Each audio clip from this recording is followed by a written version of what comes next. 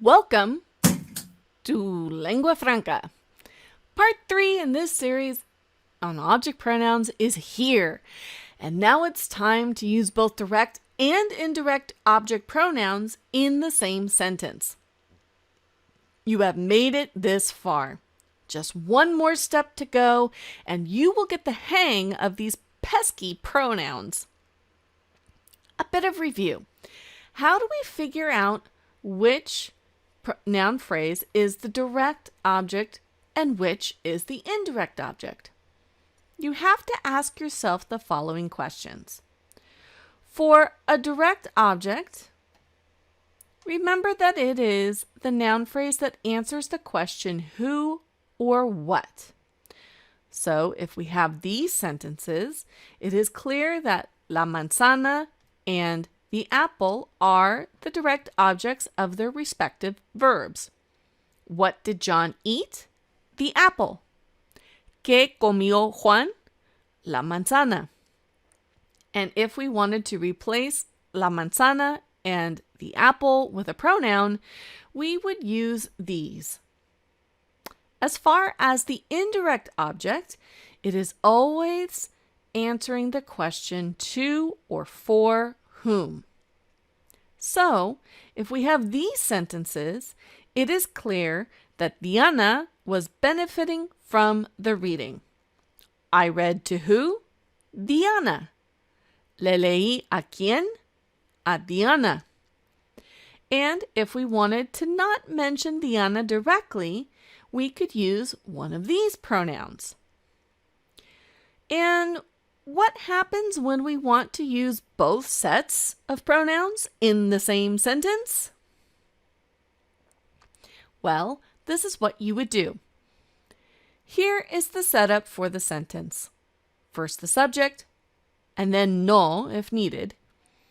Both object pronouns still go before the conjugated verb, but the indirect object pronoun goes before the direct object pronoun. They never get split up. They are always a unit and will go before the verb or together in that same order at the end of an infinitive. Wow, that seems abstract. Let's put it into practice with some sample sentences. We will replace each object noun phrase and restate the sentences with the object pronouns. Come on, you can do this. Just follow along with me. First sentence. Alicia le lee el libro a su hijo. First, find the direct object.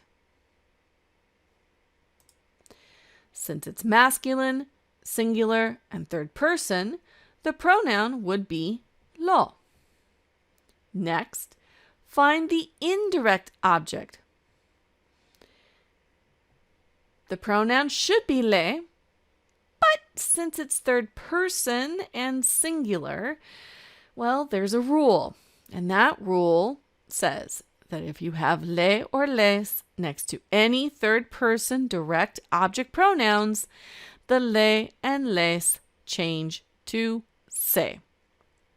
There is a reason for it, and it has to do with the sound change as Spanish evolved over the centuries. We can discuss this at a later time, but suffice it to say that le and les will never be next to lo, la, los, or las in Spanish. Okay, we know our pronouns. So what is the replacement sentence? Alicia se lo lee. See how that works? Okay, second practice sentence. Yo les traigo una sorpresa a mis padres. Same steps. Find the direct object and figure out which pronoun you would use to replace it. Okay, now for the indirect object and its pronouns.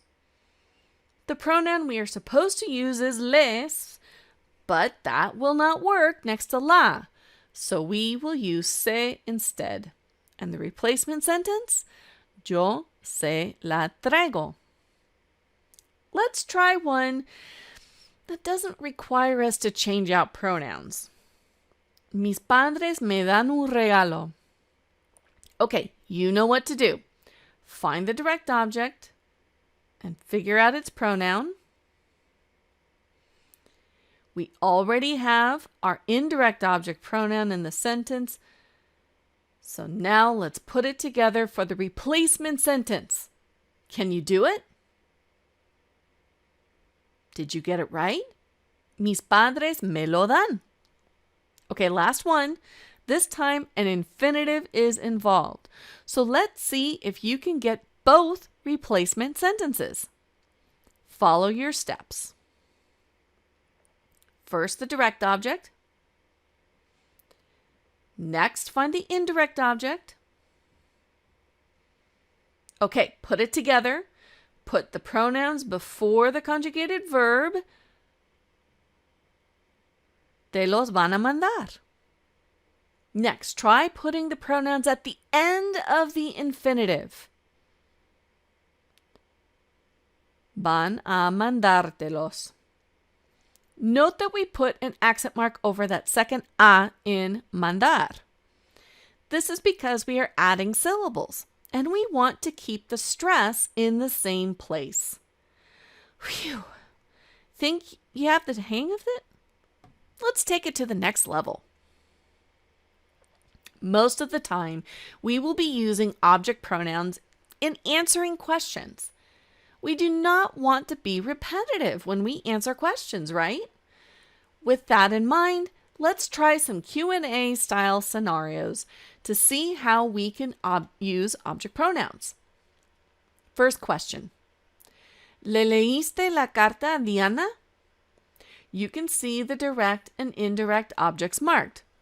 A bit of cheating perhaps, but I will not be helping you with the pronouns. Before you try to answer the question, remember that you have to keep point of view in mind. Point of view refers to the fact that there are roles of the speaker and listener, and they change when going from question to answer. This happens regardless of being singular or plural. And it is something that we keep in mind whether we are talking about subjects or objects. Okay, back to the question. ¿Le leíste la carta, Diana? Take note of the subject of the sentence and answer in the affirmative. Did you get it right? Did you remember that le and la cannot be next to one another and that le will turn to se? Second question. ¿Te pagó el cuento Mario? Remember, the subject is Mario. Take a second to figure it out on your own. How about this? Did you remember to change point of view with the indirect object pronoun? Third and final question. ¿Me dieron los paquetes ustedes? Okay, go for it. How about this one? We keep saying it because it's true. The more you practice, the better you get at these structures. Pronouns, especially object pronouns, tend to make learners uncomfortable for some time, and that is normal. But keep at it, and you will be more and more comfortable both understanding and using them. As we have said in the other videos in this series, there are a number of tutorial sites with great exercises to help you in these pronouns and using them to replace entire phrases. If you go to lenguafranca.us, you will see a number of them listed on our resources page. Please like the video and leave any comments or questions that you have.